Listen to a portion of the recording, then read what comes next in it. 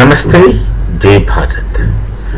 There is a saying from Africa, not an African saying, but from Africa, that when the missionaries first came to Africa, they had the book in their hand and we had our lands. The book, of course, is the Bible. They had the book in their hand and we had, they had the book in their hands and we had the land. And after some time, we had the books in our hand and they had our lands. Now, this sentence explains things aptly. Why do missionaries go around the world to convert? Why do you call it as gospel? Gospel means good news. Good news is for those who are faithful, those who believe that there is a cardinal sin, a redemption is needed, a redeemer is needed, and the birth of redeemer, it becomes the good news, the gospel. Well, that is a kind of conviction or faith, a belief which is built into a given faith system. Now, it's not the case that everywhere that faith system prevails, everywhere that kind of theological background exists. Now, we are a nation and we are a society with our own knowledge tradition, which is the Veda-Upanishadic knowledge tradition, which is much beyond the imagination of other people, which is a fact. Whether you accept it or not is your problem, but that remains a fact.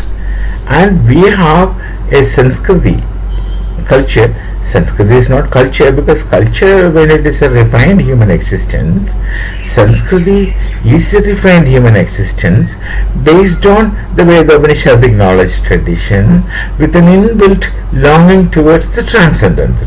So this is a difference between culture per se and Sanskriti. So using the term Sanskriti shall only carry the meaning with the entire connotation of the concept. So we have our own Sanskriti and we have our own Dharma. Dharma is entirely different from religion.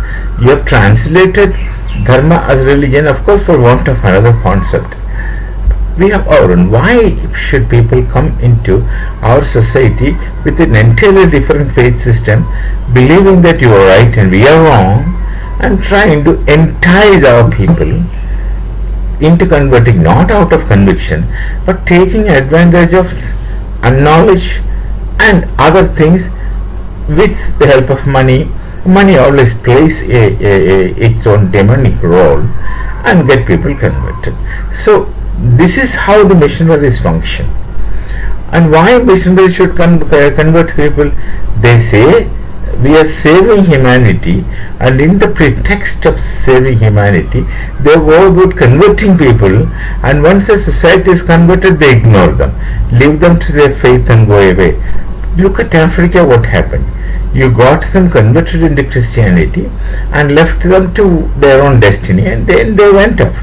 This is precisely what happened everywhere. Look at the northeast of Bharat. There were intense efforts to converted people were then left to live off their own life. Until they are getting Christianized, there will be all kinds of support, etc. But once they are converted, these supports gradually reduces and finally ceases to exist. So there are such many non-governmental organizations in Bharat. They receive funds. One of the objective is conversion. So they receive funds. And these funds just come uncontrolled, and it's not that that's been used for conversion always. That's used for personal need for the people involved.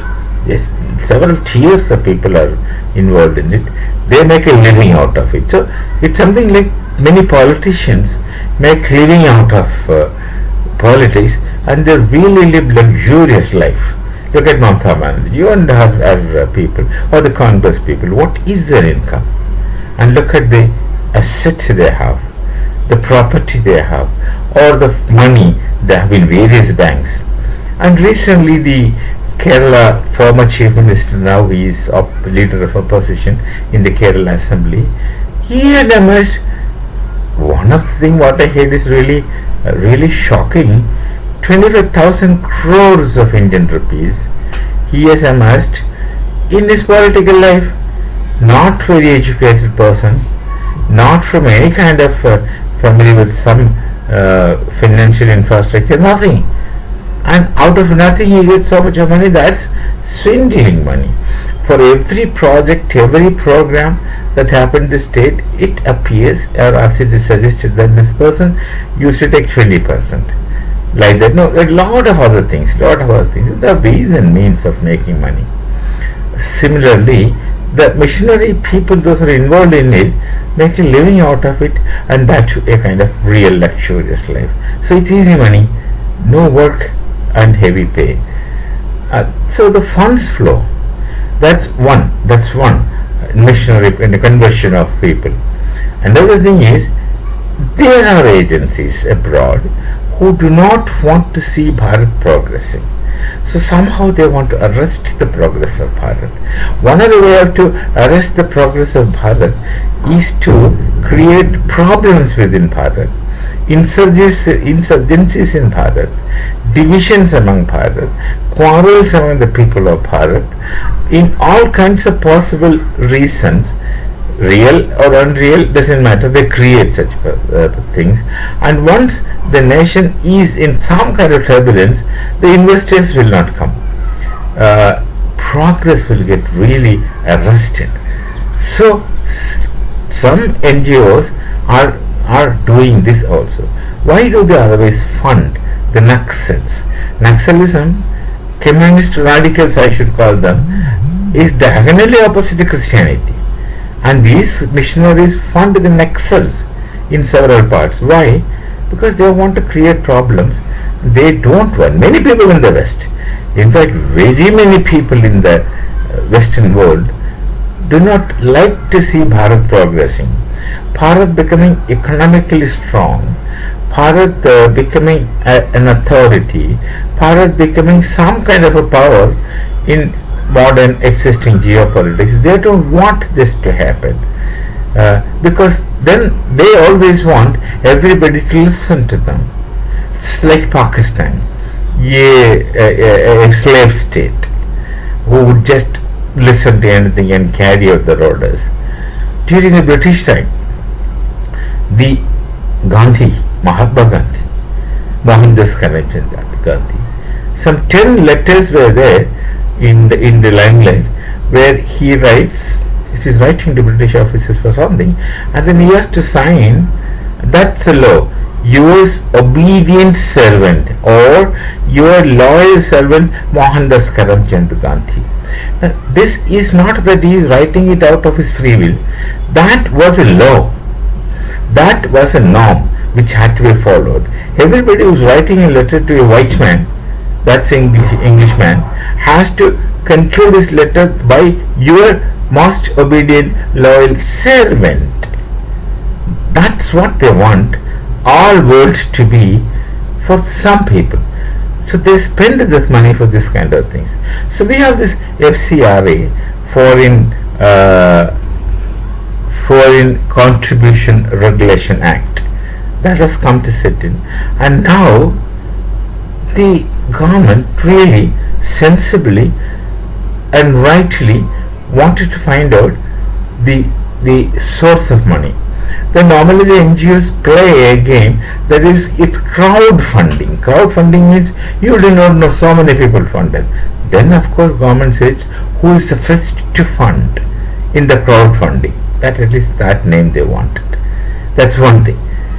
They brought out so many regulations that why this money is spent, for what this money is spent, which source given you funds, and what for these funds are given. There should be clear understanding and clarity about all those things which the government is demanding. They should have done it long back. It's only now such rules are coming. Then many people take license for many NGOs and keep it, to use it in future, obtain license and keep it. Now another rule is coming, if you have a license, it must be used and minimum 10 lakhs of Indian rupees should be spent per year, and show the activities. What are the activities? What kind of things, humanitarian aid or service, whatever you claim you have done. Clarity and transparency should be maintained.